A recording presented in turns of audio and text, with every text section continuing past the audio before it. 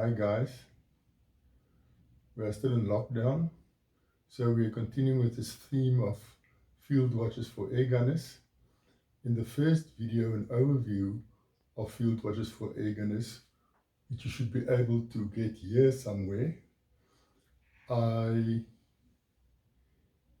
the end of the video, I said that we'll be looking at a few of my own field watches, and today we'll be starting off with this Orient Defender.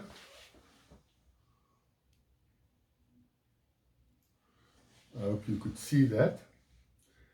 This is one of my favorite watches, field watches. This stuff, it's dependable and very versatile. The watch is available in a number of color and strap options, but I would recommend that you go for the lower two options with the bracelets, as I don't believe that leather straps are quite as suitable in the field as bracelets. I even took it with me on a trip to Iceland a few months ago. Last year in September, I took a trip to Iceland and Denmark, and because there was something wrong with my usual travel watch, I decided to take a chance on the Defender. It behaved very well throughout the trip. I even swam with it in this hot water secret lagoon in Iceland, and throughout the trip I didn't have to adjust it once. It proved to be very accurate. This is actually a very versatile watch when compared to other field watches. This Seiko SNZG 11K1 is probably the Defender's nearest rival. It is a very good field watch with much the same specifications as the Defender. However, there are two things which I think makes it inferior to the Defender. Firstly, it doesn't have a screw-down crown, so although it is 100 meters water resistant, I would think that the Defender is just a little tougher than this Seiko. But secondly, and much more importantly, I think that the Defender is much more versatile. I don't think that you can use the Seiko as anything but a field watch, whereas the Defender would be suitable in many more situations. You can probably wear it as a business watch, or as a casual watch, or indeed then as a field watch. And then the price, well, they cost the same, approximately $120 to $140. And talking about versatility, the Defender was mentioned in the Wall Street Journal of 17 October 2017 as one of a few exec-worthy watches costing less than $250. That is some big praise indeed. So now, let's look at the watch in a bit more detail. The Orient Watch Company has been producing watches for more than 60 years. And while most other Japanese companies have moved over to producing mainly quartz watches, Orient is still producing mainly mechanical watches, and they manufacture their own mechanical movements. In other words, it has in-house movements, which is something that you get at much more expensive watch brands. The Orient Watch Company was recently bought out by Seiko Epson, which is also the holding company of the Seiko Watch Company. However, you shouldn't think that Orient watches are controlled by Seiko watches. It's a separate watch company from the Seiko Watch Company. Now, looking at the watch more closely, the watch has a case diameter of 42 millimeters and a lug-to-lug length of 48 millimeters. This case size is perhaps at the upper limit of what a field watch should be, but the fairly compact lug-to-lug length makes it wear much more compact than the 40mm size would suggest. The watch is also quite thin for an automatic watch at 12mm, and the lug width, in other words, the width of the strap fitting in between the lugs, is 22mm. The watch has a mineral crystal, which I don't believe really to be a problem, even though many watch collectors and watch experts believe that field watches, or actually most watches, should rather have a sapphire crystal, as it is more scratch resistant. But as you can see on this watch, there are very few scratches, and I've worn this watch numerous times on the farm and in the field. So I think that whole sapphire crystal thing is perhaps a bit overrated. Both the case and the bracelet are brushed. This makes the watch less bright as well as less prone to show scratches. Both of these are good characteristics of field watches. The bracelet is a stainless steel bracelet with solid links but hollow end links, which again, together with the fact that it's a pressed metal clasp and not a milled clasp, would be something to criticize, or at least so the watch guys would feel. I personally don't think they are a problem. This clasp, the bracelet in general, works very well, and I'm very satisfied, and I don't think it's worth paying a lot of extra money to get those things which you normally can't even see.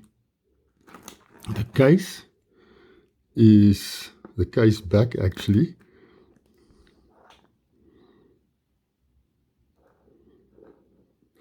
I'm just trying to get this thing to focus. There you are. The case back is a solid case back and not a display case back, which is something which I actually prefer. It is a screw down case back, which together with the screw down crown ensures a very safe and secure 100 meters water resistant. The crown is, as I've already said, a screw down crown, which screws down tightly, and it is fairly small, but it doesn't really operate very difficult. My operation is not really difficult, but as you can see, when you open the crown and pull out, the watch doesn't stop. So it's not hacking. It's also not hand winding. If you turn the crown in that first position, nothing happens. Now, I would have liked this movement to be hand winding. I really don't think hacking is something that is that important, because mechanical watches are not that accurate, and they are going to lose 2, 5, 10 seconds or gain 2, 5 or 10 seconds a day. And I don't think hacking it and trying to set it to an exact time is really that important. It has 2 subdials. The first subdial between the 10 and 11 o'clock markers is a 24-hour subdial, and then at the 3 o'clock there's a bigger day of the week subdial, and that day of the week is one of my few complaints about this watch. They can't set it with the quick set as you do the date, so you have to rotate the hands until you get it to the correct day. You can speed that process up a little bit through going between 21 and 3 hours back and forth, but it's still a bit of a hassle, and that is the one thing about this watch which I really don't like. The hands are filled with lume, and we'll look at the lume shot later, and there's a very nice second hand with an arrowhead. All the markers, the indices are stick markers, except for the 12-hour mark, which is a much bigger marker to help you with your orientation of this watch in the dark. The indices are all applied, and as you can see, if we look closer at the Orient, it says Orient Automatic 100 meter, referring to the water resistance. It's also applied, and that Orient crown, I don't know what you call it, at the top, which just gives it a little bit of class. Look at the loom next, and then I'll give you my final thoughts about this watch. In this speeded up loom video, I'm comparing the Orient Defender to a Seiko solar diver. Now, as we know, Seiko divers with Lumi Bright have some of the best loom in the business. Initially, the Defender does quite well, but the indices soon start to fade. The hands hang on bravely, but eventually they start fading as well, until it's almost impossible to see them anymore.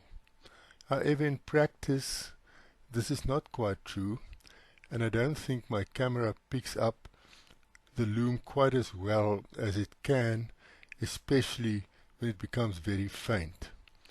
I'm able to still see the loom after quite a few hours through the night, but obviously this is not a dive watch. Nevertheless, I think the Defender's loom is adequate, if not exceptional. So, what are my likes and dislikes in this Orient Defender? Well, as I've mentioned, it's a bit of a hassle to set the day if it's not correctly set. And that's the one thing which I really don't like, and which I would like Orient to change. I know there's a second generation Defender out now, and perhaps they've changed it in that version because it does have another movement in it, but I don't like the look of that second version much. So in spite of that, I'd rather stick with this one. What do I like about it? Well, as I've mentioned previously, its versatility, its ruggedness, water resistance. I love the screw down crown. I like the bracelet, even though it's not the typical bracelet that watch guys would find acceptable, because it has this press clasp and it doesn't have solid end links. Nevertheless, I don't find any problem with it, and I love wearing it on a bracelet, as the bracelet makes it more versatile, and it's also easier to maintain if you're out in the field and get it wet or get blood on it or whatever. So all in all, I think this watch is great value for money, rugged, durable, and very versatile, and I would really recommend it. I don't know how long this first version is still going to be available. It is still on Orient's website, but I'm concerned that after bringing in the version 2, they may discontinue the version 1, but we'll have to see. Next time, we're going to have a look a little more pricier, a watch that is actually, as far as I'm concerned, a very good alternative to Rolex Explorer. Thank you for watching, and see you next time.